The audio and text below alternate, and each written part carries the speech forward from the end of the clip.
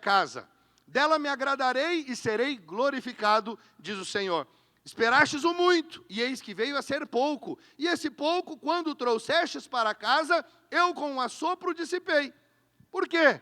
Diz o Senhor dos Exércitos, por causa da minha casa, que permanece em ruínas, ao passo que cada um de vós corre por causa de sua própria casa. Por isso, o céu sobre vós retém o seu orvalho, e a terra os seus frutos. Fiz vir a seca sobre a terra e sobre os montes, sobre o cereal, sobre o vinho, sobre o azeite e sobre o que a terra produz, como também sobre os homens, sobre os animais e sobre todo o trabalho das mãos. Então, Zorobabel, filho de Salatiel, e Josué, filho de Josadaque, o sumo sacerdote, e todo o resto do povo atenderam a voz do Senhor, seu Deus, e as palavras do profeta Ageu, as quais o Senhor, seu Deus, o tinha mandado dizer. E o povo temeu diante do Senhor. Então, Ageu, o enviado do Senhor, falou ao povo, segundo a mensagem do Senhor, dizendo: eu sou convosco, diz o Senhor. O Senhor despertou o espírito de Zorobabel, filho de Salatiel, governador de Judá, e o espírito de Josué, filho de Josadaque, o sumo sacerdote, e o espírito do resto de todo o povo. Eles vieram e se puseram ao trabalho na casa do Senhor dos exércitos, seu Deus. Aleluia! Você olha aqui para esse texto e talvez já associa ao que eu acabei de falar nos dízimos e ofertas, né, a respeito da estrutura. Primeiramente, eu quero dizer para você, a Bíblia, ela, principalmente o Velho Testamento, você não pode lê-lo ali com uma ótica simplesmente da velha aliança. Você precisa ler o Velho Testamento na perspectiva do Novo, tendo Jesus como chave. Eu tenho ensinado os irmãos que a palavra de Deus, ela é cheia de alegorias. Você vai ver tipos, você vai ver símbolos, né? Você vai ver analogias, muito mencionada na palavra. O próprio Senhor Jesus, o apóstolo Paulo e tantos outros profetas usavam de analogias para que ali as pessoas entendessem a mensagem. Então, você precisa entender, aqui nós estamos num livro do Velho Testamento, profeta menor, Ageu, e o contexto aqui era o contexto em que o povo estava tinha acabado de retornar de um exílio. O exílio da Babilônia, de 70 anos exilados, por ocasião, né, de rebelião, desobediência, tantas outras coisas ali. O povo era um povo complicado, o povo de Israel era um povo custoso. E então eles acabaram de regressar, de voltar desse cativeiro. E aí o que eles fizeram? Qual que é o contexto? Eles começaram a reconstruir o templo para voltar à vida espiritual normal deles, porque na Babilônia eles não tinham a vida espiritual como eles tinham em Jerusalém. Agora eles regressaram, estão de volta na sua terra, estão de volta em Jerusalém, e eles vão dar início aos cultos, às suas práticas ali espirituais. Então eles começam a reconstruir, mas param. E deixam ali a estrutura. Parada. Como o Senhor diz, está em ruínas. Preste atenção. Quando nós falamos de tipologia, né, de símbolos, analogias, você precisa entender aqui, o contexto é literal, está falando do prédio que está em ruínas. Mas o contexto hoje, a maneira como você traz para a sua vida hoje é o quê? É a nossa vida espiritual. O povo estava voltado para as coisas naturais, mas tinha se esquecido daquilo que é mais importante. Deus tinha deixado de ser o centro. Deus tinha deixado de ser o primeiro. Eles deixaram, se eles não tinham templo, logo não tinha orações, porque as orações eram feitas no templo.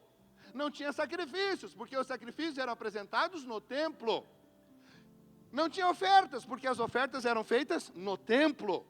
Então preste atenção, hoje isso aqui não é o templo. Amém? Isso aqui é só o prédio onde nós, igreja, fala assim, eu sou igreja. Isso, você é igreja, você é o templo.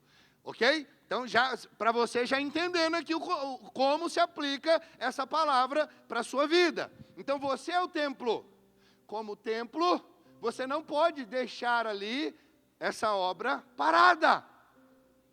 Ela precisa estar acontecendo. Ou seja, a vida de Deus precisa estar fluindo em você. Então, o povo esqueceu, e aí o que nós precisamos entender? Hoje, esse cenário se repete na vida de muitos e muitos crentes, que se perdem com as coisas desse mundo, estão só preocupados com bens materiais, com dinheiro, com as coisas que esse mundo pode oferecer, e têm deixado Deus em segundo plano. Deus está em segundo. Só que essas pessoas, o que você e eu precisamos entender é que Deus não aceita o segundo lugar. Deus não aceita o segundo lugar. Deus ou Ele é o primeiro, ou Ele não é o seu Deus. Você pode chamar Ele de qualquer coisa, menos de meu Deus. Seu Ele não é. Porque às vezes o dinheiro é o seu Deus. Às vezes o seu trabalho é o seu Deus. Às vezes o seu marido, a sua esposa é o seu Deus. Os seus filhos podem ser o seu Deus. Quantos estão me acompanhando? Deus, Ele não divide a glória dEle com ninguém. Ou eu sou o seu Deus, Ele diz, ou eu não sou. Nada seu. Você pode me chamar de Criador, Elohim, Criador dos céus e da terra. Você pode me chamar de El Shaddai, o Todo-Poderoso. Mas você não pode me chamar de seu Deus. Você está me acompanhando? Então veja, o contexto aqui que eu quero chamar a sua atenção, não fique pensando que é isso aqui, a estrutura, irmãos, vamos lá, temos que arrumar, não, isso aqui eu tenho convicção, uma vez que você se volta para o Espírito, se volta para Deus, você se converteu ao Senhor e a sua vida é de Deus, isso aqui é só um detalhe. Eu e você não medimos esforço para ver a nossa estrutura boa, mas veja, antes dessa estrutura ficar realmente como nós gostaríamos, é necessário que primeiro a sua vida espiritual seja alinhada. Se eu quero multiplicação, eu preciso realinhar as prioridades. E a minha vida espiritual é muito importante. Não posso lidar com ela de qualquer maneira. As pessoas não entendem. As pessoas pensam, pastor, mas não é bem assim, né? Tem que correr, tem que botar comida na mesa. Pois é, cidadão, tem que botar comida na mesa. Mas quem te dá força, quem te dá sabedoria, quem abre portas para você conquistar, receber o pão, para botar na mesa, é Deus. Então, antes de qualquer coisa, Ele precisa ser o primeiro e o centro. E acredite, não vai faltar o pão na sua mesa. Porque Deus é o seu Senhor. E aí, se Ele é o seu Senhor, Ele é o seu provedor. Ele é o seu Pai. Ele é aquilo que você precisa, os nomes redentivos de Deus. Jeová o quê? Jeová Jireh, a sua provisão. Jeová Shalom, a sua paz. Jeová Raá, seu pastor. E aí vai, Jeová Nissi, Ele, a sua bandeira, o seu estandarte. Quantos estão me acompanhando? Veja, Ele quer ser o seu Deus, e Ele quer que você seja o povo dEle. Ele está dizendo, deixa eu ser o seu Deus, deixa eu ser o seu Senhor, deixa eu ser o seu Pai. Primeiro, busca a minha face, a minha presença, a minha comunhão, e pode deixar, eu vou prover, vou providenciar todas as coisas. Não vai faltar nada para você. Veja, nós estamos no início do ano, embora já estamos aqui, caminhando já passamos da metade do mês. Mas início de ano sempre é uma oportunidade de realinharmos algumas coisas. Sempre é o tempo de rever as metas, observar os planos, projetar novas resoluções para a vida. Todo ano eu vou lá e posto lá, dando uma sugestão de planejamento do ano, de cunho espiritual, profissional, financeiro, familiar, da saúde. Eu sempre coloco ali para dar um norte para os irmãos, que nem todo mundo tem esse tipo de prática. E eu sei que quem segue é muito abençoado. Quem toma aquilo como parâmetro é muito abençoado. Fazer planos é importante, projetar é importante. O que eu quero para daqui a um tempo, aonde eu quero chegar, isso é muito importante, isso é coisa de Deus. Deus é alguém organizado. Então, quando você vê organização, isso está alinhado com as coisas de Deus. Bagunça não. Confusão não. As coisas de Deus são harmônicas, são pacíficas, são organizadas, alinhadas. Mas preste atenção, o problema é que muitas pessoas querem resultados diferentes, mas mantêm as mesmas prioridades.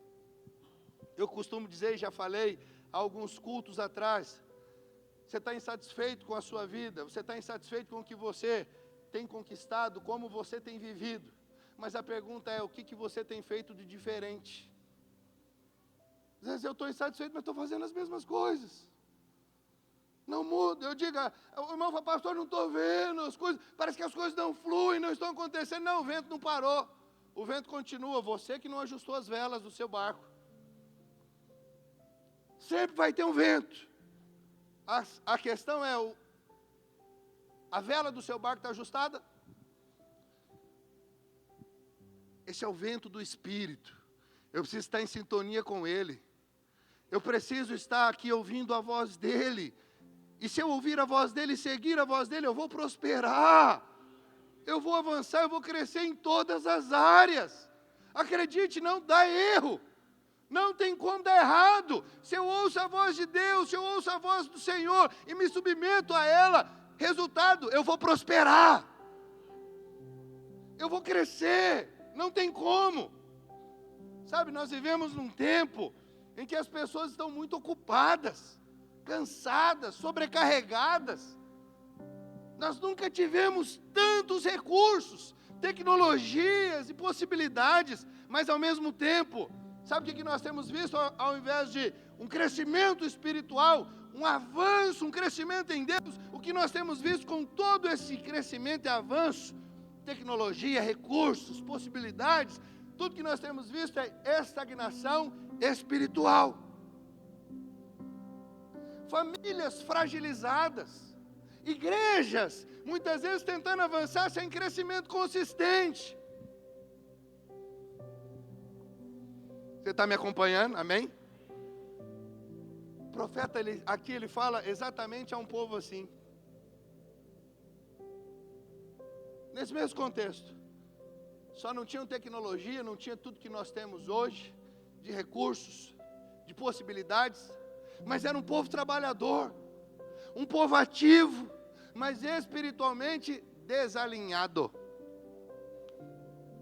Prioridades invertidas. O cabra trabalha de manhã, à tarde e à noite. Qual que é o seu tempo para Deus, querido? Não tem, eu tenho que pagar as contas. Pois é, vai continuar, vai viver assim até morrer pagando conta e não vai desfrutar. Porque não é a vida que Deus tem para você. Se você crê em Deus, Deus vai te dar uma condição de trabalhar meio período, ganhar muito bem e desfrutar do que você ganha. Você acredita nisso? Pois é. Tem gente que não acredita. Tem gente que não, pastor, tem que ser assim, ó, ralação. Acordar 5 da manhã, dormir 2 da madrugada. Pois é, com 30 anos você já vai estar batendo as botas. Vive desse jeito, igual um maluco. Deus não te fez para isso. Deus não te criou para isso. Sim, trabalhar dignifica o homem, mas não é para trabalhar igual um maluco, não. Correndo atrás do dinheiro, não. Aqueles que estão olhando para o Senhor, seguindo a direção do Senhor, vou dizer para você, as bênçãos correm atrás dele. Sabe, eu gosto de viver assim. Eu não corro atrás das coisas, deixa as bênçãos correr atrás de mim. O Senhor diz que enquanto eu durmo, as bênçãos dele me alcançam. Fala, Senhor, é dormindo que eu quero. Quando eu acordo, eu só recebo o WhatsApp lá, a mensagem. Está tudo certo. Não é maravilhoso? Porque eu descanso no Senhor, eu confio nele. É assim que eu decidi viver, desde que eu conheci o Senhor, eu aprendi. Essa é a chave. E graças a Deus eu posso dizer para você, desde muito novo, que eu conheci o Senhor com 14. Desde muito novo eu sempre prosperei, sempre avancei. Por ouvir o Senhor. Eu tive um trabalho aos 16 anos, que foi meu primeiro emprego de carteira assinada, que foi, eu creio que Deus só deixou eu entrar naquele trabalho para mostrar o contraste do que não é de Deus para mim e o que é dele para mim. E naquele trabalho eu trabalhava igual um maluco de segunda a segunda, 16 anos. Eu falo, tem gente que até fala, mas como que você lembra do seu salário? Eu lembro do meu salário até os R$ 178. Na época valia bastante coisa, R$ 178. Mas é um pequeno salário. Talvez hoje seria R$ 2.500, R$ 3.000. Era o meu salário. Mas eu tinha me convertido com 14. Com 16 eu estava nesse trabalho. E eu parei de ter tempo, não tinha mais tempo para viver a vida da igreja como eu tinha vivido naqueles 2 anos. Eu vivia enfiado na igreja. Tinha um mutirão, eu estava lá batendo laje. Tinha alguma ação, eu estava junto. Tinha algum evento, eu estava lá. Acampamento, estava eu lá. Tudo eu estava enfiado. Mas eu entrei nesse trabalho. Eu estudava de manhã, acho que era até meio-dia, 11 e pouco, não lembro. Pegava o ônibus, ia para casa, era o tempo de eu comer e entrar no mercado, no trabalho, não vou falar não. 1h da tarde. E eu ficava até às 22. Das 13 às 22. De segunda a segunda. Meu tempo para ler a Bíblia era lá no vestiário, na hora do almoço. Orar já era mais desconfortável, porque eu não gosto de orar, ninguém que gosta de orar, um monte de gente olhando você, mas ler a Bíblia, o pessoal passava, eu estava lendo a Bíblia, tudo certo, mas orar não fica legal ficar orando, as pessoas passando, então já comprometeu a minha oração. Eu falei, isso aqui não, eu fiquei 11 meses, saí da equipe de louvor, que eu era baterista, já não podia mais servir no teatro, adorava fazer teatro, mas gostava demais. E eu falei, acabou a igreja para mim. Domingo. Um domingo eu podia ir para o culto, outro eu não podia, porque um domingo eu tinha que trabalhar e o outro eu folgava. Era um sim, um não, um sim, um não. Eu falei, esse trabalho é do diabo. Porque me tirou da... Eu falei, tem tanto trabalho, eu vou ficar logo nesse aqui? Não vou. Pastor, e aí, como é que faz com esse trabalho? Não sei. Ou eles mudam o horário, ou ninguém vai trabalhar neles. Se entender a verdade da palavra. E então eu decidi sair, pedir as contas e voltei para a vida da igreja. Aí o Senhor falou, agora eu vou te mostrar o que é padrão filho. E eu comecei a trabalhar no setor comercial, com 17 anos. E ali eu comecei a ver prosperidade como eu nunca vi financeira. Com 17 eu já comprei, no mesmo primeiro ano eu já comprei minha moto. Fiz 18, já comprei meu carro. E Deus só me abençoando, me prosperando, e assim é uma empresa, muita opção que eu tinha para escolher. Comecei a trabalhar em empresa multinacional que pagava em dólar, e eu comecei a prosperar muito cedo. Só que de segunda a sábado, segunda a sexta, do jeito que eu orei, falei, Senhor, não trabalho mais de segunda a domingo. Quero um trabalho de segunda a sexta, ou no máximo sábado até meio-dia. Eu já compartilhei isso aqui. E eu comecei a trabalhar de segunda a sexta, ganhando talvez 15, 20 vezes mais do que eu ganhava trabalhando de segunda a segunda. Deus falou, isso aqui é que eu tenho para os meus filhos. Eu falei, então eu quero isso aqui para sempre. E assim fui, assim até o Senhor me chamar para o ministério da palavra. Talvez, não me lembro, 20, 21 anos eu fui separado para ficar integral na obra. O Senhor me chamou, eu resisti muito, mas enfim aceitei, entendi, não adiantava, eu corria para lá e para cá, o Senhor me pegou, igual pegou Jonas. Preste atenção. O Senhor, Ele tem para você uma vida abundante, uma vida próspera, mas não é em detrimento da sua vida. Não é em detrimento do seu desfrute e do seu deleite. Não adianta ganhar muito dinheiro e não ter tempo para desfrutar da presença de Deus, da comunhão da vida da igreja. Não ter tempo para desfrutar nem mesmo com a sua família de sangue. Não vale a pena. Vai chegar no final da vida, como muitos falam assim, rapaz, se eu pudesse voltar no tempo, eu voltaria. Eu trabalharia, ganhava muito menos do que eu ganhava, mas eu teria uma vida de qualidade com a minha família, com a minha igreja. Só que agora não dá mais para voltar.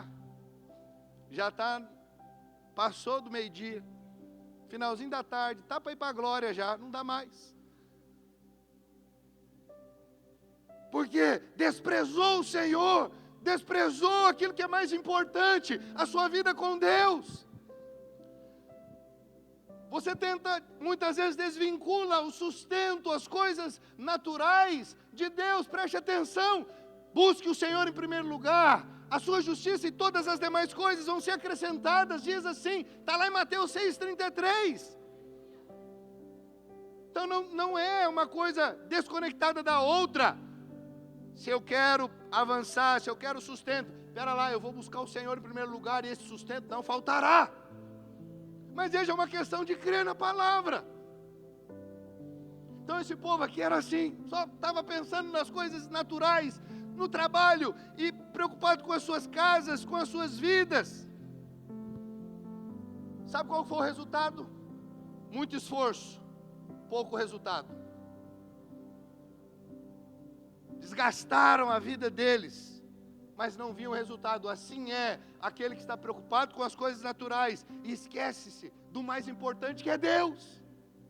Vai trabalhar incansavelmente, mas não vai ver muito resultado. E se você tiver um grande resultado, ainda assim, você não vai conseguir desfrutar.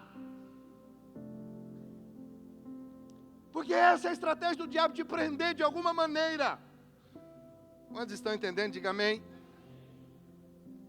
Então Ageu traz uma palavra direta de Deus: considerai os vossos caminhos. Verso 5, capítulo 1. Preste atenção, antes de falar de multiplicação, fala de prioridades. Prioridades. Você pode repetir isso comigo? Fala, antes de falar de multiplicação, Deus fala de prioridades. Isso é importante nós entendermos. Não existe multiplicação sem alinhamento. Deus, Ele quer abençoar, mas Ele só multiplica aquilo que está no centro da sua vontade. Certa feita eu li esse livro, chama O Centro do Coração de Deus. O autor é o pastor Aloísio. É um livrete, é pequenininho, você lê ele em talvez 30 minutos. Posso dizer que esse foi o livro que mais marcou a minha vida, até hoje. Um livrete, eu já li livros assim, sabe? 500 páginas, 600 livros, mas nenhum livro me marcou como esse livrete. O Centro do Coração de Deus. Acho que tem ainda na secretaria. Eu sempre indico, todo líder precisa ter esse livro ali na cabeceira da cama dele.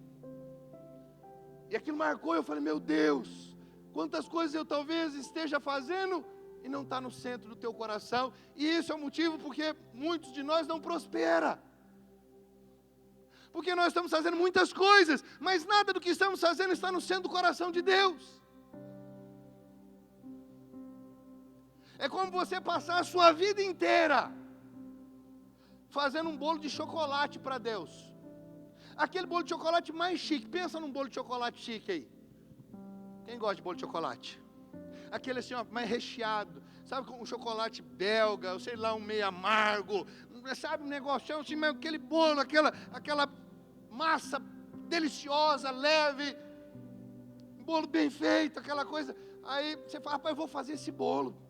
Que os melhores confeiteiros, nem os confeiteiros da França conseguem. Eu vou fazer esse e vou levar para Deus no final da minha vida.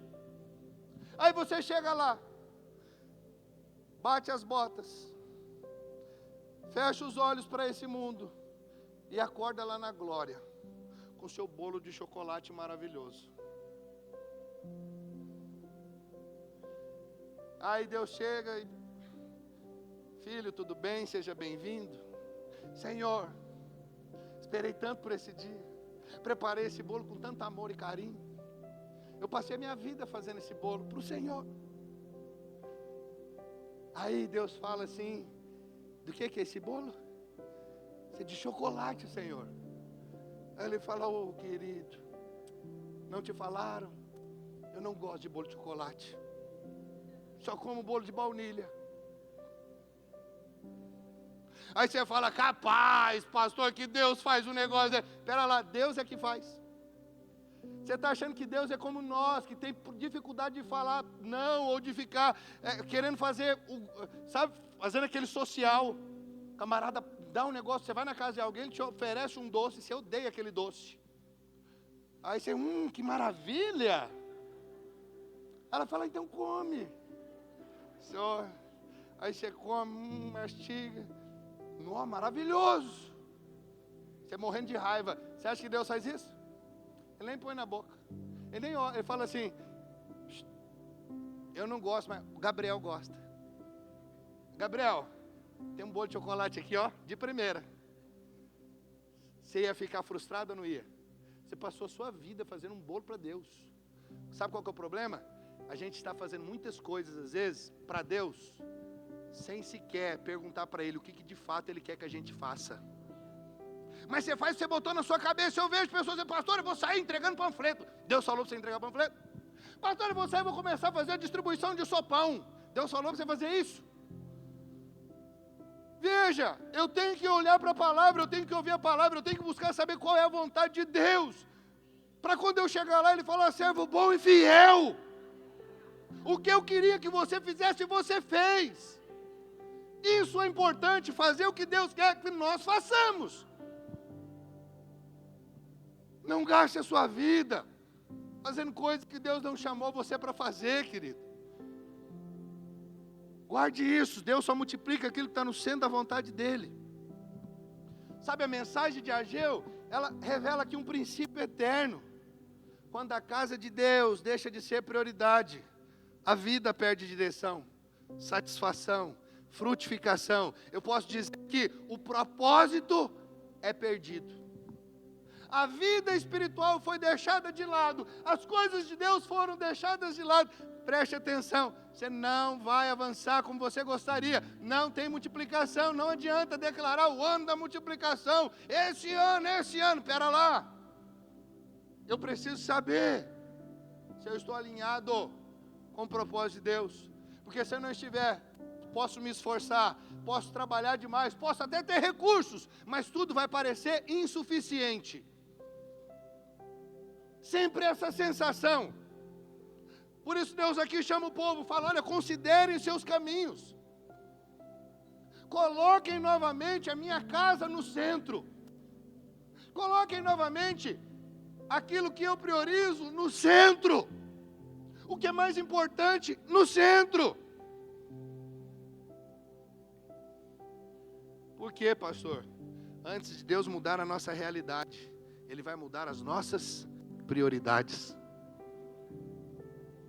Como podemos, então, pastor, realinhar as nossas prioridades para experimentar dessa multiplicação? Em primeiro lugar, e eu já falei isso no culto retrasado, um pouco sobre isso, no culto passado, que é sobre a oração. Como eu realinho a minha prioridade para experimentar essa multiplicação? Orando. Por quê? Porque quando eu oro, eu coloco Deus no centro. Orar significa Deus estar no centro. Deus é o mais importante. Eu não faço nada sem orar, eu não compro nada sem orar, eu não negocio sem orar, eu não vendo sem orar. Você que é solteiro não deve se relacionar sem orar. Você só vai casar depois de orar e ter convicção. Você não vai mudar de cidade sem orar, você não vai mudar de emprego sem orar. Tudo que você vai fazer debaixo de oração, debaixo de direção. Por quê? Senhor, o Senhor é mais importante. Eu reconheço que só o Senhor sabe o que é melhor para mim. Eu honro a Deus, eu coloco Deus no centro quando eu oro. Então, quando o povo voltou do exílio ali para Jerusalém, a primeira coisa que foi construída, ou melhor, reconstruída, não foram paredes nem o templo em si, mas foi o altar de holocaustos. Mais um símbolo, que é mais um tipo. O que o altar representa? Sacrifício, entrega, comunhão com Deus. Aponta profeticamente para a cruz de Jesus. Esse é o altar. Mas é interessante, é importante você saber que o altar também é o meu e o seu coração. Onde Deus habita? No nosso espírito. Onde é o altar de Deus? O nosso espírito. Não é isso aqui é o palco. E eu costumo dizer, pare de achar que isso aqui é o altar, isso aqui não é o altar. Isso aqui só é mais alto para que eu possa ver você e você ver a mim. Só para isso. Aqui não é o lugar de sacrifício. Fique tranquilo quando seu filho subir aqui, pequenininho, correndo. Tem lugares que vai falar assim, o menininho vai morrer, Deus vai pegar essa família, porque deixou lá, que irreverência. Isso aqui é só o palco, querido. Se isso aqui fosse o altar, todos seriam mortos. Não tem esse altar. Mas mudou a dispensação, não é mais na lei, não é mais o templo. Agora, o altar é o nosso coração. Deus não habita mais em templos feitos por mãos humanas. Ele habita em nós, no nosso espírito, diz a palavra. Porque mudou a dispensação. Deus não está mais lá no tabernáculo, na arca da aliança. Não, Deus não está mais lá. Deus está habitando em cada um de nós. Então, antes de qualquer estrutura, o que Deus queria? O coração do povo. Por isso reconstruiu em primeiro lugar o altar. Antes de qualquer prosperidade, preste atenção, Deus quer adoração. Deus quer o meu e o seu coração. Orar é recolocar Deus no centro, é reconhecer que sem Ele todo esforço se torna vazio. Olha lá Egeu 1:2, este povo diz, ainda não veio o tempo em que a casa não era, o tempo em que a casa do Senhor deve ser edificada.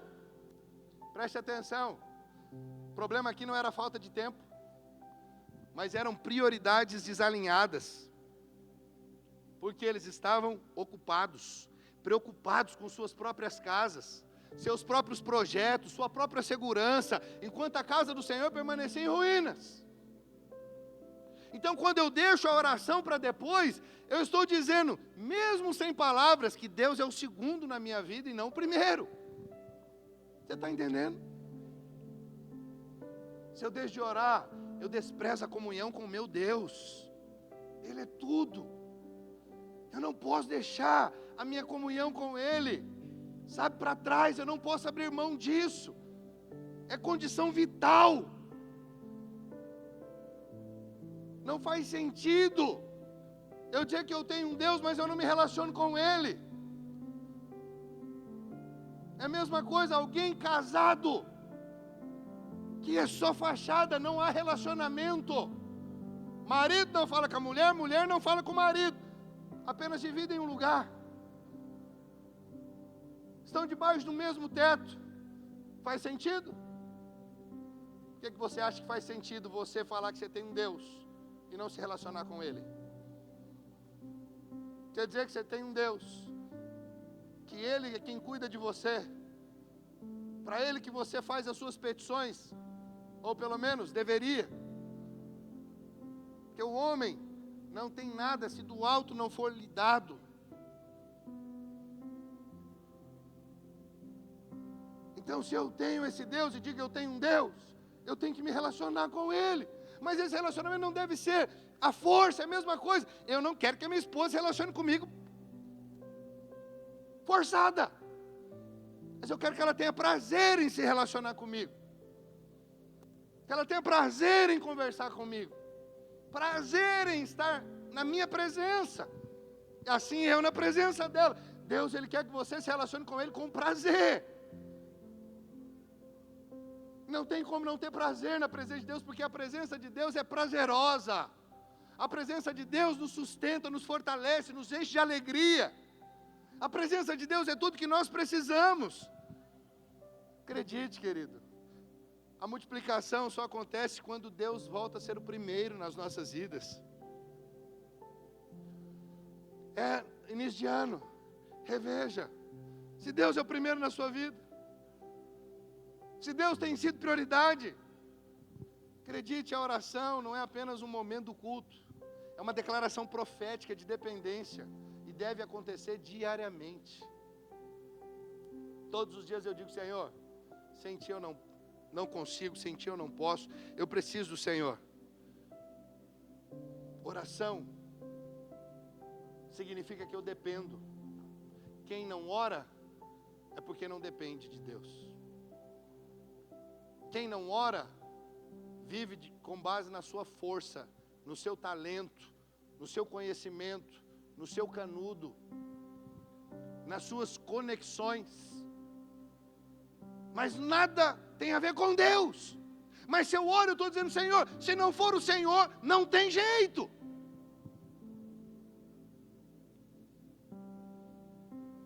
Quantos estão me acompanhando? Diga amém. É isso que você diz quando ora: Senhor, sem ti eu não quero construir nada.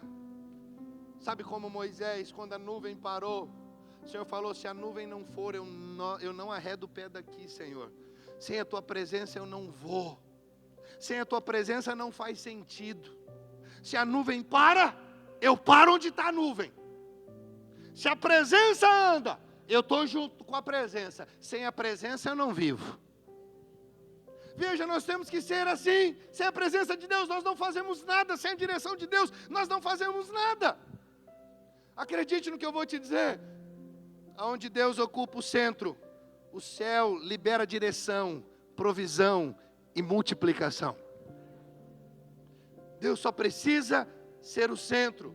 Quando eu priorizo a presença de Deus, acredite, o Senhor cuida do restante. Eu aprendi, fiz essa oração, aprendi com um pastor missionário, que depois se tornou pastor no nosso meio, ficou no nosso meio. E ele dizia: eu faço uma oração para Deus todos os dias. E eu vivo assim. Eu orei: Senhor, eu vou cuidar das coisas do Senhor, e aí o Senhor cuida das minhas.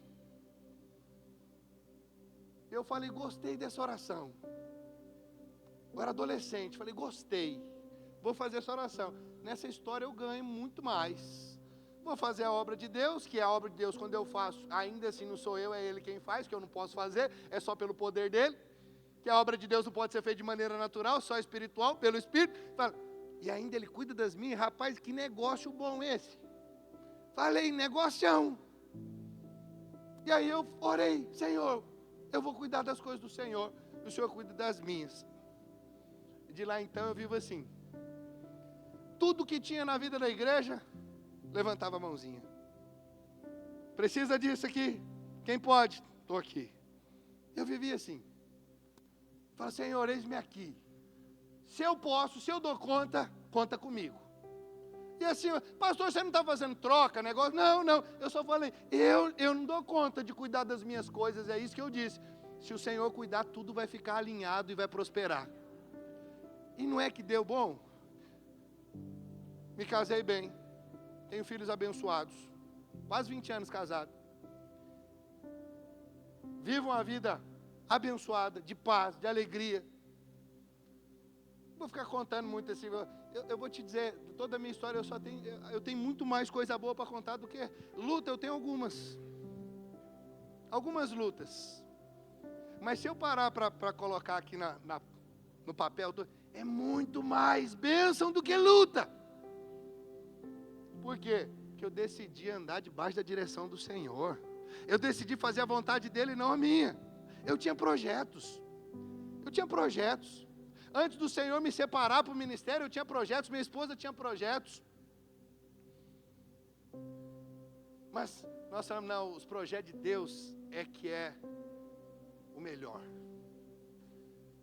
E quando o Senhor veio e falou conosco, nós falamos: Senhor, estamos aqui. Foi a melhor coisa das nossas vidas. Por quê? Porque o melhor é estar no centro do coração de Deus. Sabe, querido, o centro do coração de Deus, você precisa saber onde é o centro do coração de Deus para você. O centro do coração de Deus para mim não é o mesmo que o centro do coração de Deus para você. Deus, Ele tem algo para cada um. Você está entendendo? Alguns foram chamados para serem médicos, e ali é o centro do coração de Deus. Você vai ser médico. Não adianta, se Deus te chamou para ser médico, você querer ser pastor. Não venha querer ser pastor, vai dar errado. Deus te chamou para ser médico. Alguns Deus chamou para ser advogado. Seja advogado, não inventa de querer ser pastor. Outros Deus chamou para ser empresário. Seja empresário. Não invente outra coisa. Os irmãos estão entendendo? Eu estava fazendo algo, minha esposa estava fazendo algo. Mas o Senhor pegou e falou: agora eu tenho algo novo para vocês, e é isso aqui. Esse é o centro do meu coração para vocês. Nós, amém. Não foi assim, então. Oramos, relutamos, avaliamos, até o Senhor gerar essa convicção e essa paz. Quantos estão entendendo? Então você precisa saber, mas independente do que Deus te chamou para ser e fazer, a vida de oração, a vida de relacionamento com Ele, é para todos. Não é para pastores ou líderes religiosos. A oração é para o povo de Deus. Todos precisam ter uma vida de oração. Você pode dizer amém? Não seja como esses que no meio da correria da vida pensam: quando sobrar tempo eu oro.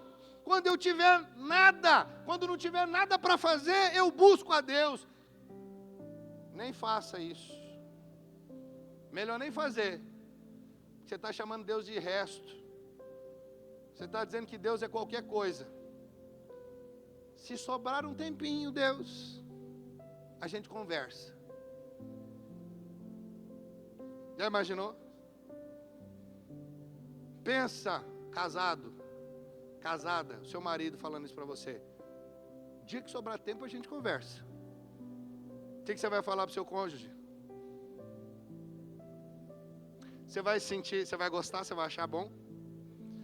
E você é tão falho quanto o seu cônjuge, mas Deus, é perfeito, é maravilhoso, é bom, só te abençoa. E você fala para Ele: Senhor, se sobrar um tempo, marca aí. Eu vou marcar na agenda aqui o dia que ficar mais tranquilo, o Senhor fala comigo. E eu falo com o Senhor. Você se tornou Deus e Ele é a criatura. Não é? Percebe que inversão? Que coisa triste. Deus não aceita ser o segundo. Orar, meu irmão, é muito mais do que pedir, do que ali colocar os seus anseios. É um relacionamento com Deus, com o seu Pai. É desfrutar da comunhão com Ele. É alinhamento, não é apenas necessidade. Acredite no que eu vou te dizer. Quando a oração sai da rotina, Deus sai do centro. É como um relógio desajustado. PowerPoint parou, travou? PowerPoint travou? Tem um relógio aí.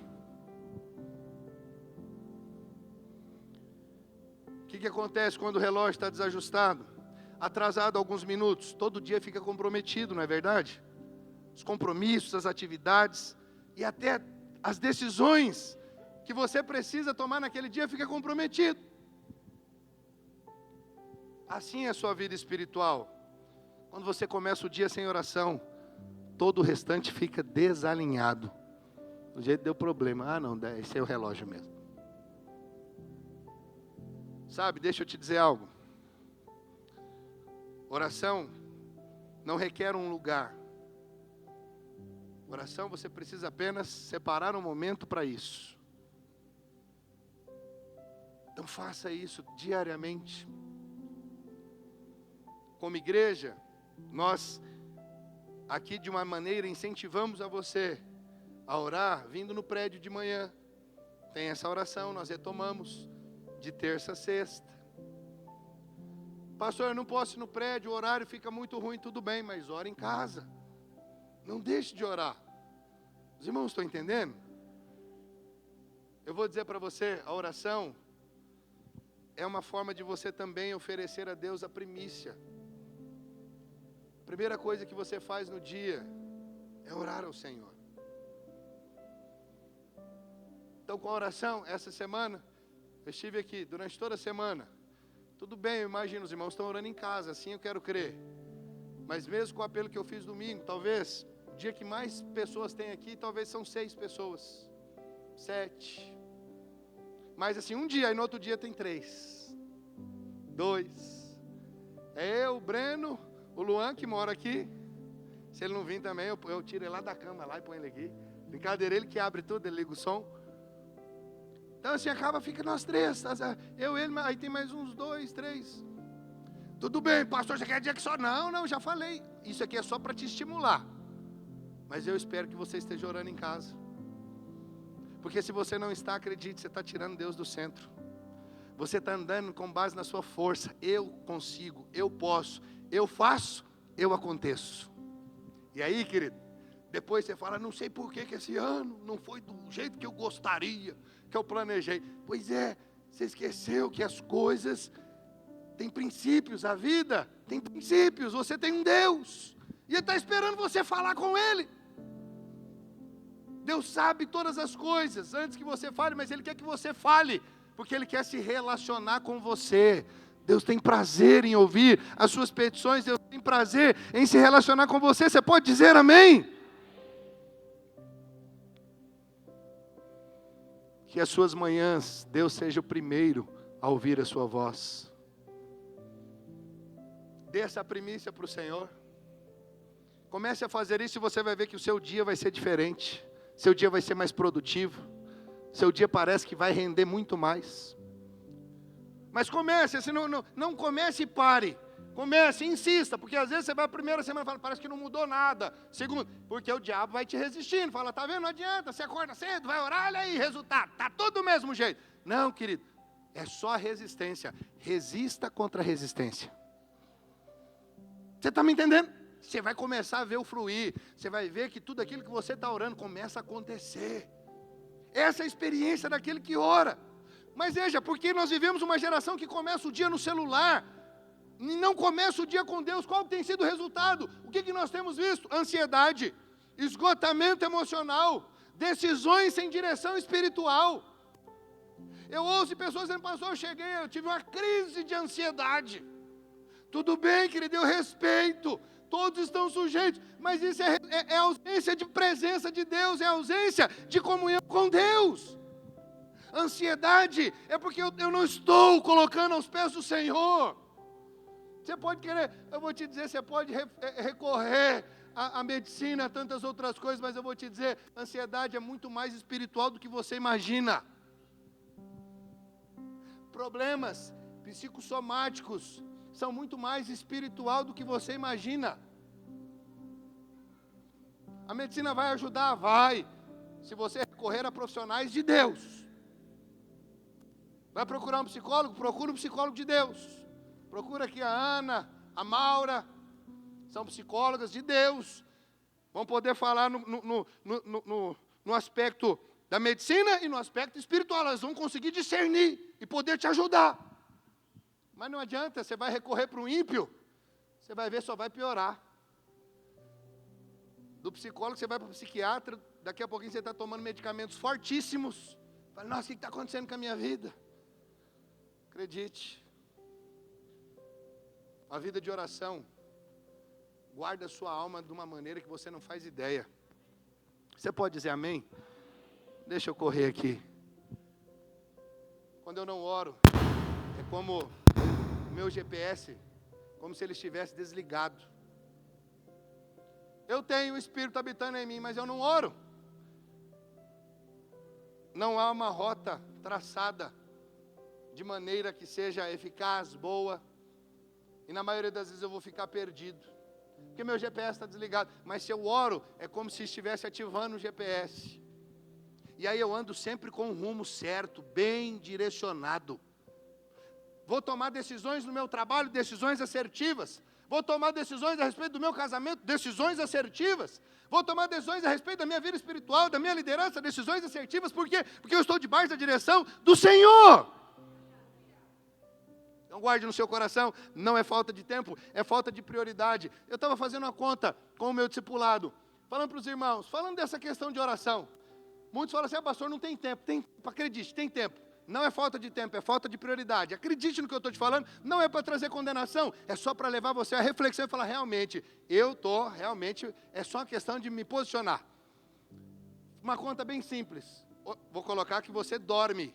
Eu não tenho esse luxo, mas você dorme 8 horas por dia. Você faz aquilo que a medicina pede, pelo menos 8 horas para o seu organismo descansar, para você render bem. Aí 8 horas você trabalha, sim ou não? Mais ou menos isso? Sim? 16 horas foram. Sobraram quantas? Para o dia? 8. O que você faz com essas 8? Será que não tem 20 minutos para orar? Tem 8 horas. Você tem 8 horas para, dessas 8, separar um tempo para ler a Bíblia, para orar. Percebe que não é falta de tempo? Ah, pastor, você esqueceu, esqueci do quê? Dormir e trabalhar, é o que nós fazemos. Aí vamos dizer, você tem um cursinho, mais 1 hora. Aí você tem um lazer, mais 1 hora. Ainda sobraram 6. Tem tempo. É só uma questão de prioridade. É ou não é?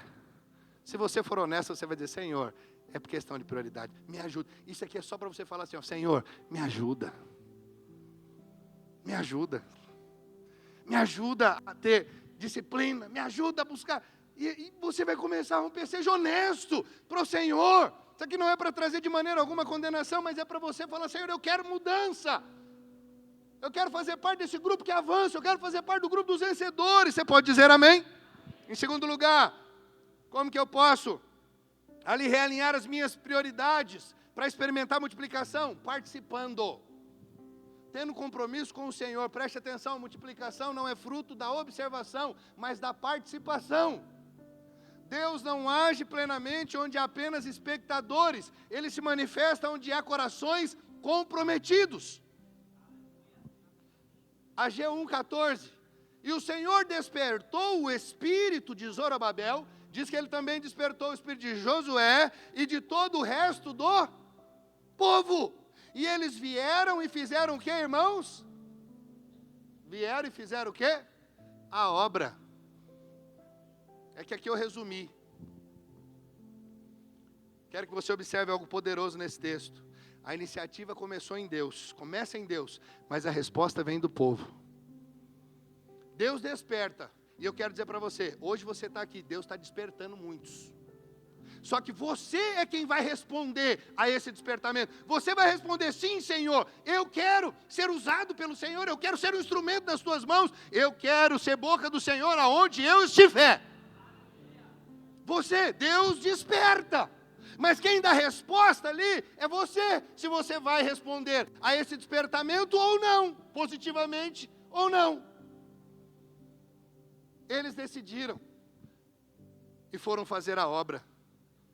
Até aquele momento, preste atenção, o povo estava paralisado, esperando condições melhores. Veja, olha como nós podemos nos identificar com isso. Não, eu não vou fazer porque ainda não é o tempo. As condições não são tão boas. Vou esperar eu ter um trabalho diferente, um salário melhor, uma casa melhor. E a gente fica sempre condicionando. Assim estava aquele povo. Esperando tempos favoráveis, recursos suficientes. Mas a palavra diz, o Senhor despertou o coração daquelas pessoas, e eles saíram da passividade, e assumiram uma responsabilidade espiritual. E qual foi o resultado? Multiplicação.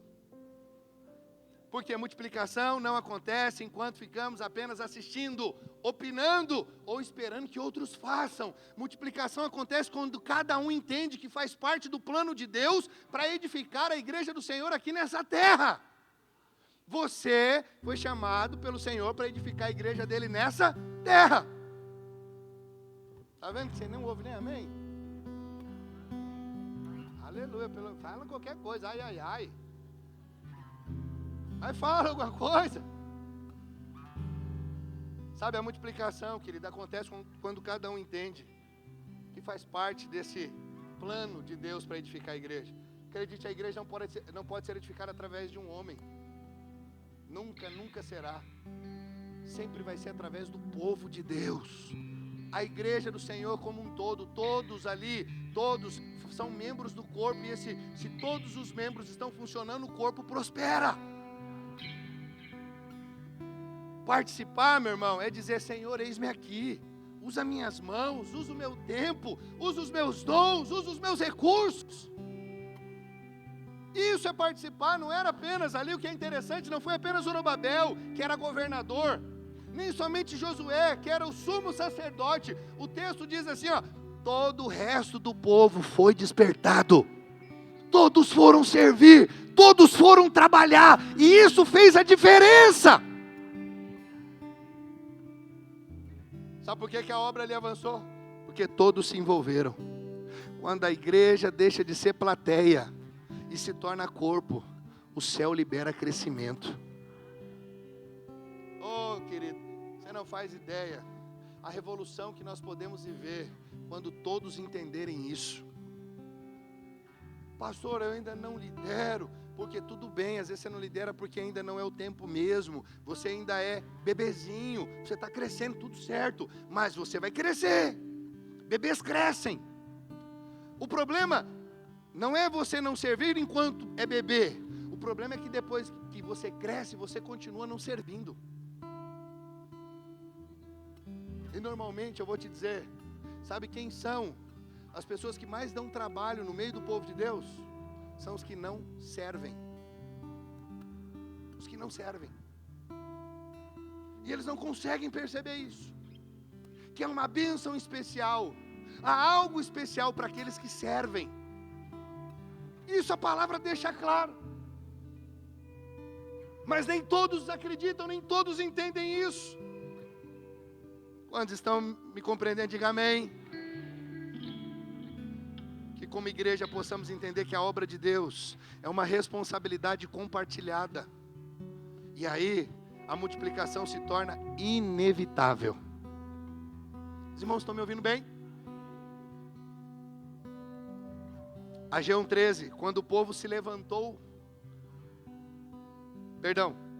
Ageu 1:13, o Senhor disse, eu sou convosco. Sabe o momento que Deus falou isso? Quando o povo se levantou para agir. Depois que eles tiveram revelação da palavra de Deus, se submeteram à palavra de Deus e falaram, assim vai ser, Deus falou, vai que agora eu sou com vocês.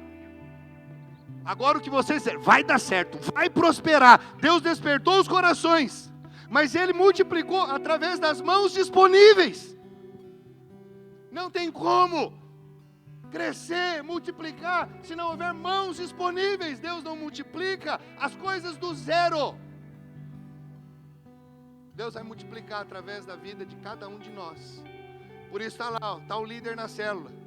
Daqui a pouquinho aquela célula avança, tem outro falando assim, líder, eu também quero liderar. Ele fala, amém, nós vamos multiplicar, e você é o próximo líder. Deus multiplica através de mãos disponíveis. É alguém que diz, Senhor, me usa.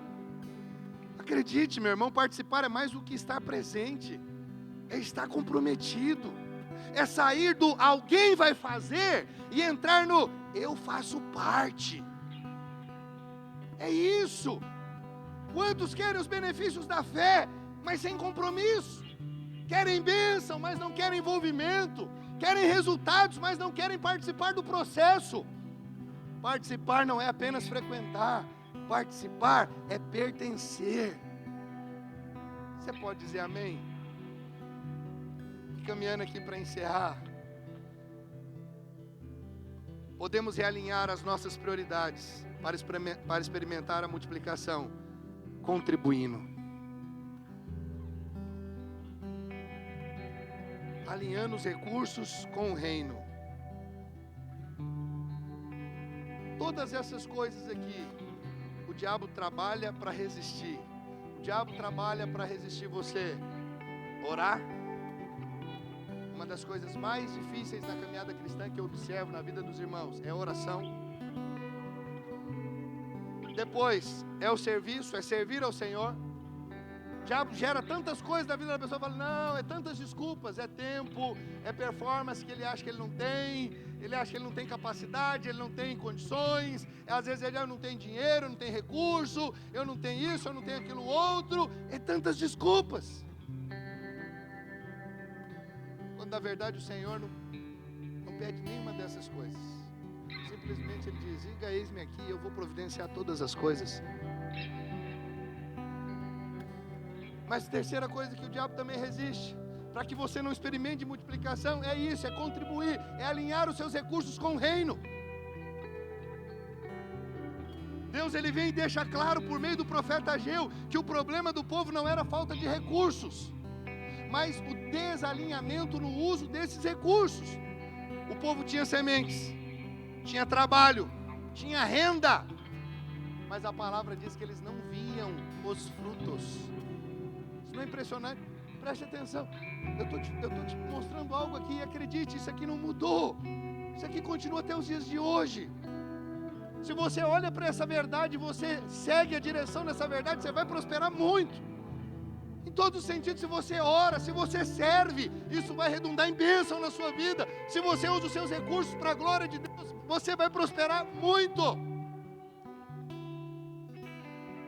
Então o povo não prosperava, mas tinha coisas, tinha trabalho, mas não prosperavam. Olha lá, Ageu 1,6, semeais muito. Olha lá, diz ainda que eles semeavam muito, mas colhiam pouco. Deixa eu resumir. Ele diz, aquele que recebe salário, recebe-o para colocá-lo num saco furado. Uau! Isso não é impressionante? Semeio bastante. Eu recebo salário, mas o meu salário é como se eu recebesse e colocasse um saco furado. Isso é muito sério. Esse saco furado revela uma verdade espiritual poderosa. Quando os recursos são administrados sem Deus no centro, nunca parecem suficientes. Você sempre tem uma sensação que está faltando, que você precisa de mais, que não está bom. Trabalha-se muito, mas vive-se frustrado. Ganha-se muito, mas não consegue desfrutar. Então por quê, pastor? Porque o povo estava investindo apenas em casas luxuosas para eles, pensando no conforto pessoal, na sua própria segurança, enquanto a casa do Senhor lá permanecia em ruínas. Esse é o contexto lá. Preste atenção, não era e não é pecado ter casas boas, ter uma vida confortável, nada de errado nisso. O erro estava em priorizar o próprio reino e negligenciar o reino de Deus. Esse é o problema. Prioriza-se o seu reino e o reino de Deus deixado de lado. Preste atenção, contribuir, querido, é alinhar nossos recursos com aquilo que Deus está fazendo. Sabe, você talvez não tenha ideia, a dimensão, que as nossas escolas não ensinam isso. História da igreja você só vai ver em teologia. Só em uma faculdade que vai ministrar isso, faculdade teológica ainda, com viés cristão, evangélico. Porque não sei se você sabe, existem faculdades que têm o curso teológico, mas num viés natural, carnal. Que inclusive professores são ateus. Sabia disso? Você consegue imaginar a incoerência? Curso teológico com professor ateu? Por quê? Porque é só assim, ó, me dá a pasta que eu dou aula. Eu sou professor, eu sou formado. Não vou nem falar mais coisas que tem. Você vai ficar escandalizado. Por isso você pode, eu não posso fazer um curso teológico em qualquer lugar, em qualquer instituição, que eu não sei qual é o viés, quem está por detrás, se são homens e mulheres cheios do Espírito de Deus, ou é um professor, alguém que é formado e tem a licença para dar aula, mas às vezes é ateu, é da Umbanda, é espírita, mas eles dão aula porque eles estão sendo pagos, está tudo certo, dá o salarinho lá no bolso. Muriel, eu dou a aula, eu falo o que você quiser. Entendeu? Então veja, quando eu contribuo, o que eu faço? O que aconteceu? Vem acontecendo desde sempre, desde que o Senhor estabeleceu a igreja nessa terra. Sabe por que existe igreja no Brasil? Porque houve um povo que investiu recursos, dinheiro, que veio lá da Europa, lá da Ásia, vieram de longe. Muitos morreram aqui em solo brasileiro, com malária, febre amarela, missionários que vieram e começaram a obra aqui no Brasil, e essa turma de lá botava dinheiro, ou você acha que eles viviam por osmose? Se comida enchia a barriga, do nada, não, tinha dinheiro, havia investimento. Por isso eu acho tanto quanto intrigante hoje as pessoas falam, não sei o que, tudo na igreja, dinheiro para cá, dinheiro para lá. Pois é, querido, o que se faz hoje sem dinheiro? Irmão, nós temos que comprar um data show. Mas lá vem com o dinheiro. Pois é, ninguém oferta para nós um data show. Não dá para ligar lá para a Epson, nós somos igreja, você dá um data show para nós? Não tem isso. Microfone, ninguém dá microfone. Shuri, estamos precisando de microfone, teclado. Eu olho para esses pratos da bateria aqui, não vou falar não, senão eu vou expor meu baterista. Tem que olhar para o nosso guitarrista aqui, ó. Já ano novo, começou a investir em equipamento novo, aleluia. O anjo trouxe essa guitarra? Tá vendo? Não foi o anjo. Requer dinheiro, recurso. A obra de Deus só existe porque precisa de recurso. Irmãos, estão entendendo? Antes de você pegar e torcer o nariz, falar, lá vem falar de dízimo, oferta. Lembra de uma coisa. O pastor ali, ele é tempo integral. Como que ele sustenta a casa dele? Deve ter que ter um salário. E eu tenho um salário, amém? Senão eu quando eu trabalhava, eu tinha meu salário. Eu saí do meu trabalho para ser integral. Assim minha esposa. Então é necessário, não tem como. Então quando eu pego e eu invisto, eu alinho o meu recurso com as coisas do reino, o que vai acontecer? Isso vai redundar em crescimento, em multiplicação, em bênção. Porque eu estou colocando meu recurso em uma terra fértil. Eu vejo os irmãos falando, eu vou investir em criptomoeda, tudo certo, vou investir na B3, vou investir nisso, naquilo outro, eu vou investir no ramo imobiliário, tudo certo, invista onde você quiser e faça isso, faça uma pesquisa para acertar os melhores lugares de investimento, mas não deixe de investir no reino. Esse é o lugar mais importante para você investir. Essa terra é fértil.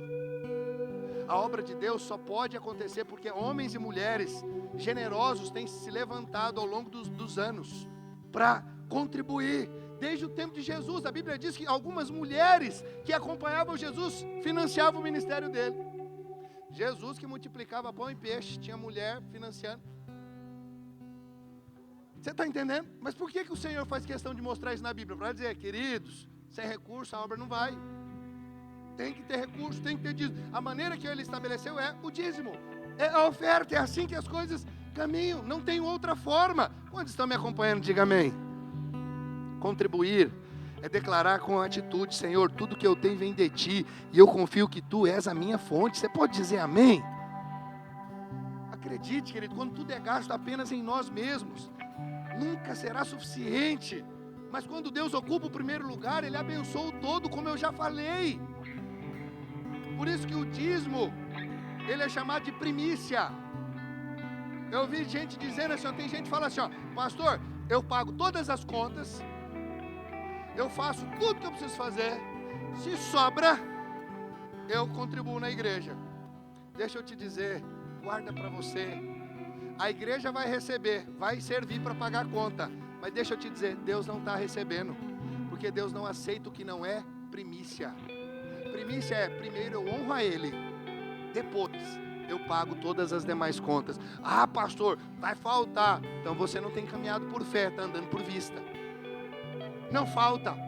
Tenha uma atitude de honrar ao Senhor, honre o Senhor em primeiro lugar e você vai ver, você não vai ter falta de nada. O Senhor vai multiplicar o recurso que está nas suas mãos. Você vai santificar essa 10ª parte que é dele. Você vai santificar os 90, melhor dizendo, entregando a 10ª parte que é dele. E ele vai multiplicar, ele vai fazer com que tudo isso seja bastante o suficiente, ainda vai sobejar para a glória dele. Você acredita nisso? Eu vou dizer, eu vivo isso desde a adolescência. Desde quando eu ainda contava moedinha para dar dízimo. Meu dízimo era assim, eu via que era 50 centavos, 60 centavos. Eu não tinha renda. Meu pai me dava R$2, eu pegava, ia lá na vendinha, comprava uma bala, alguma coisa só para pegar troco e dar 20 centavos. Eu fazia isso, eu guardava as moedinhas tudo num bolsinho da minha carteira, chegava no culto, você escutava barulho de moeda, era eu e os adolescentes da igreja. Que entendemos. E eu vou dizer para você, por isso muito cedo, ainda jovem, eu pude ver o que é ter um salário já muito bom, o que é viver uma vida financeira próspera. Graças a Deus. Por quê? Porque eu sempre olhei e falei, Senhor, a Tua palavra diz isso, é assim, então assim vai ser.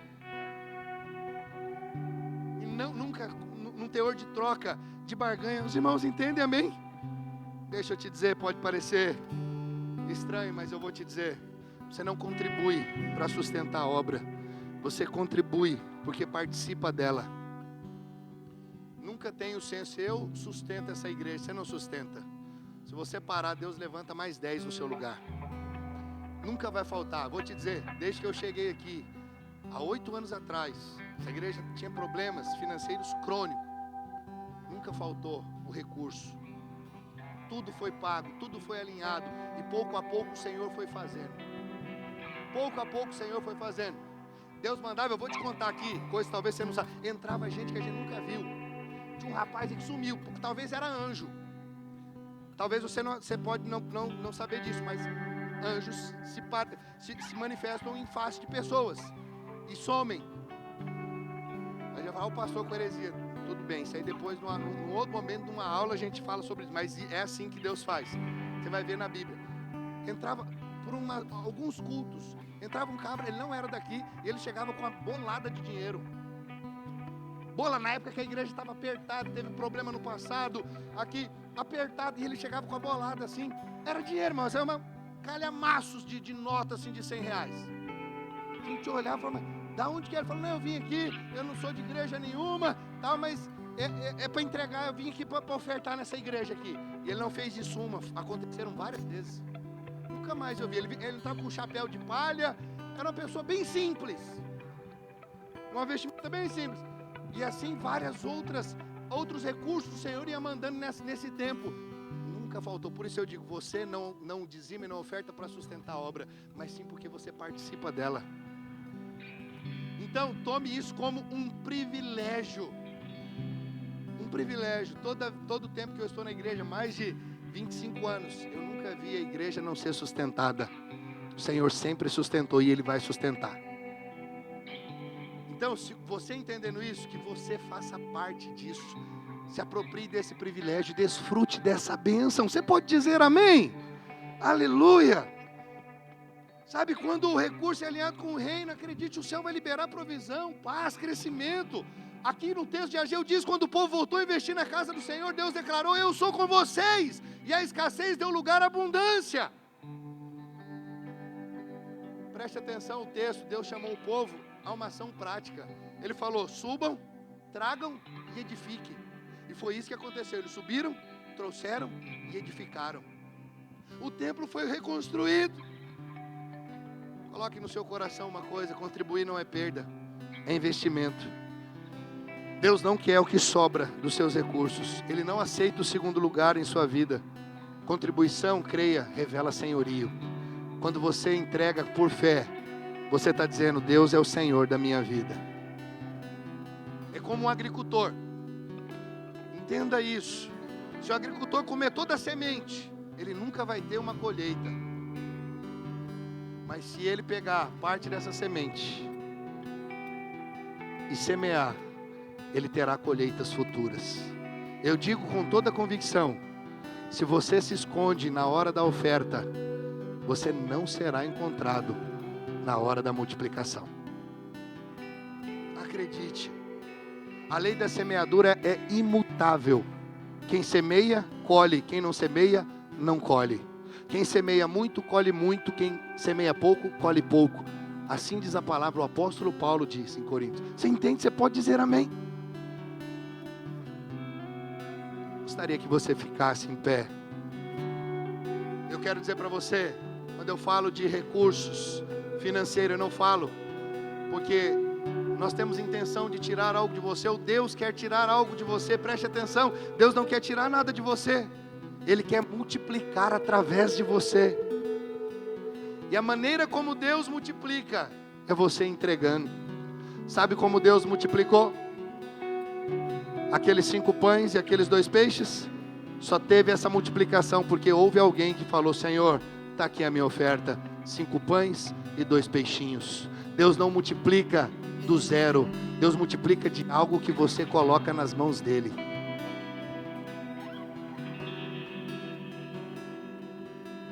Contribuir não fala, querido, apenas de dinheiro.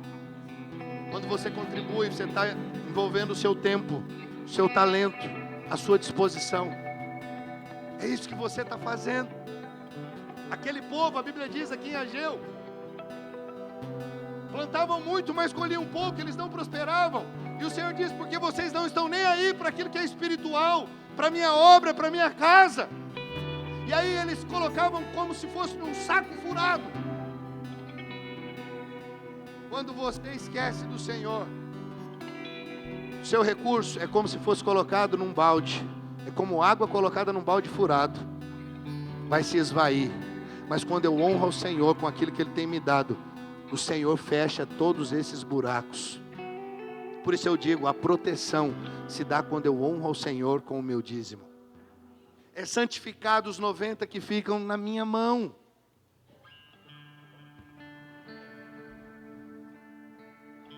Eu concluo dizendo para você, quando Deus é prioridade na sua vida, nada mais ficará em falta. Você pode dizer amém?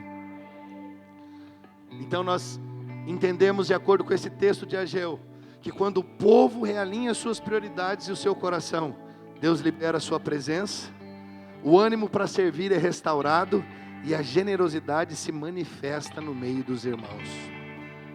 Eu vou te dizer, você não tem dificuldade de dizimar e ofertar, de servir ou de orar. Só falta a presença de Deus na sua vida. Seu problema não é com o dinheiro, não é com o tempo. Seu problema é ainda a ausência de presença e vida de Deus. Quando a vida de Deus está fluindo em nós, todas essas coisas é consequência, é resultado dessa vida de Deus. Quando a vida de Deus flui em mim, eu quero servir, eu quero orar, eu quero contribuir, eu quero ver a minha igreja prosperando cada dia mais. Essa é a verdade. E aí você fala, eu estou aqui, eis-me aqui, conte comigo. O Senhor está dizendo, meu irmão, aqui, eu sou com vocês. Eu sou com vocês. Acredite, um ano novo não começa simplesmente no calendário, começa diante do Senhor.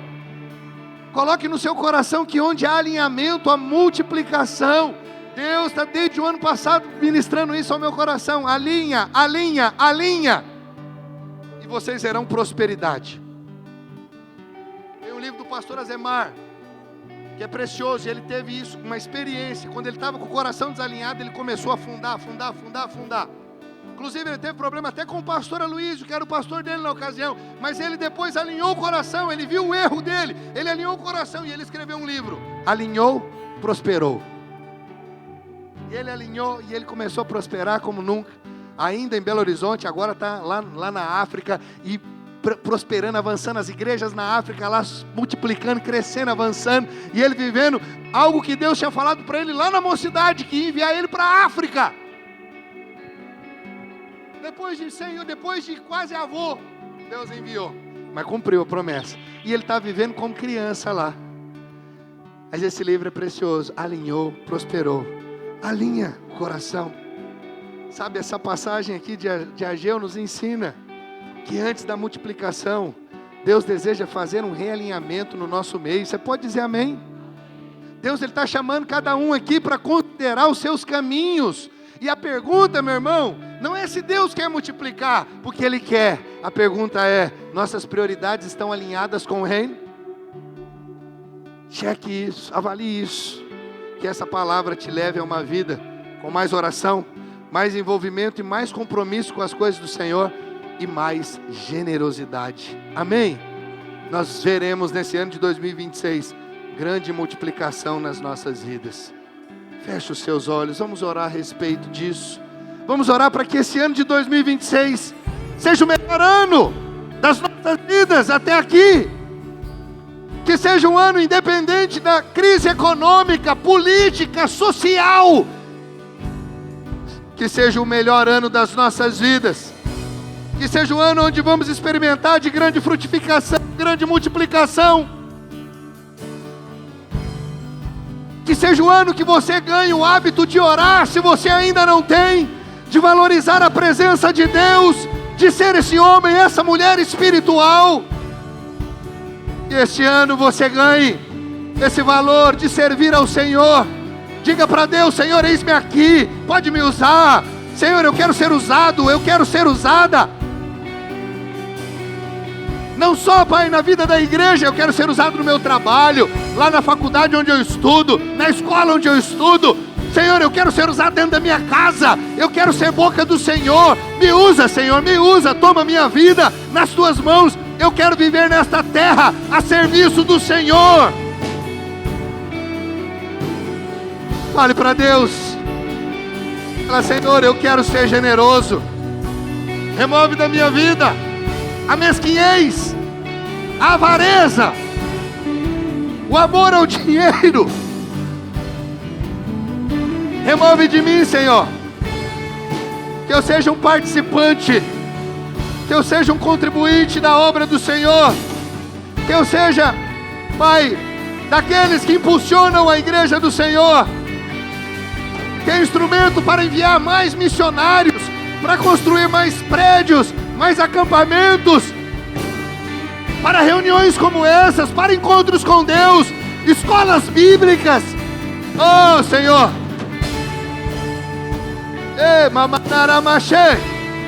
Senhor, eu creio que o Senhor está despertando, que o Senhor está levantando, ó Deus, um povo forte, um povo espiritual, Senhor, para cumprir o teu propósito. Ah, Senhor, aqui está uma igreja de vencedores, uma igreja, Senhor, que está a postos, ó Pai, esperando o arrebatamento, porque estamos vivendo os últimos dias. A volta do Senhor se aproxima e queremos ser encontrados, achados, ó Deus, apercebidos, fiéis, em nome de Jesus, em nome de Jesus.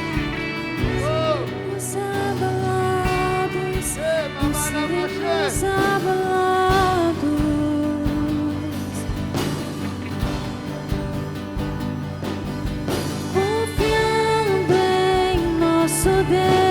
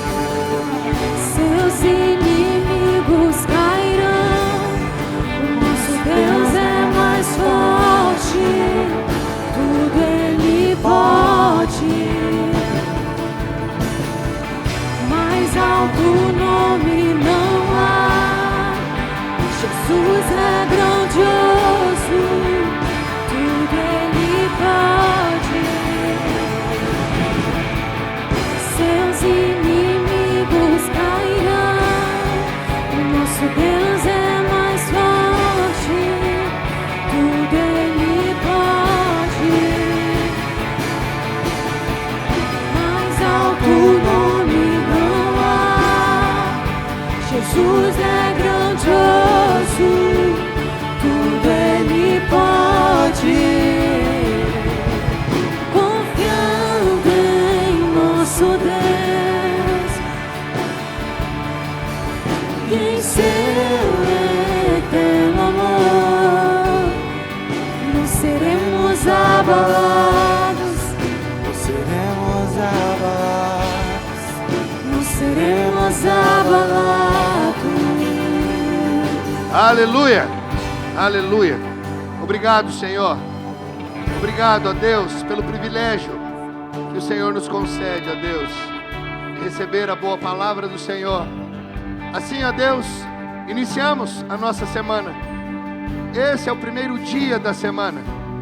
Ó Deus, esse primeiro dia nós rendemos ao Senhor, engrandecemos o Teu nome. E amanhã, segunda-feira, ah Deus, e toda esta semana, que seja uma semana poderosa na Tua presença.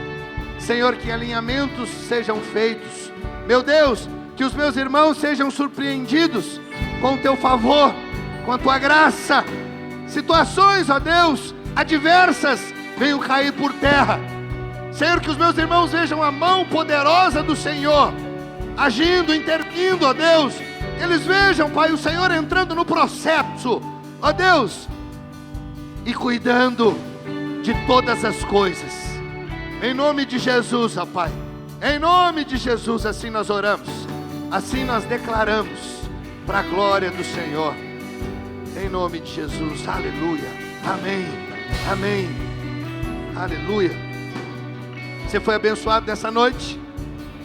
Se você foi abençoado, erga suas duas mãos para o alto e bem forte diga graças a Deus.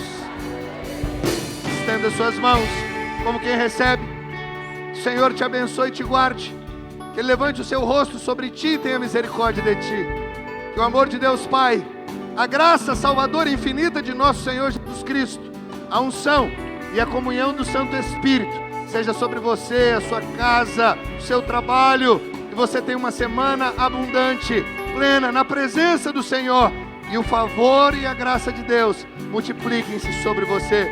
Que nesta semana você experimente já de multiplicação para a glória do Senhor, em nome de Jesus, em nome de Jesus. Se você crê e concorda, diga amém. Aleluia, glória a Deus.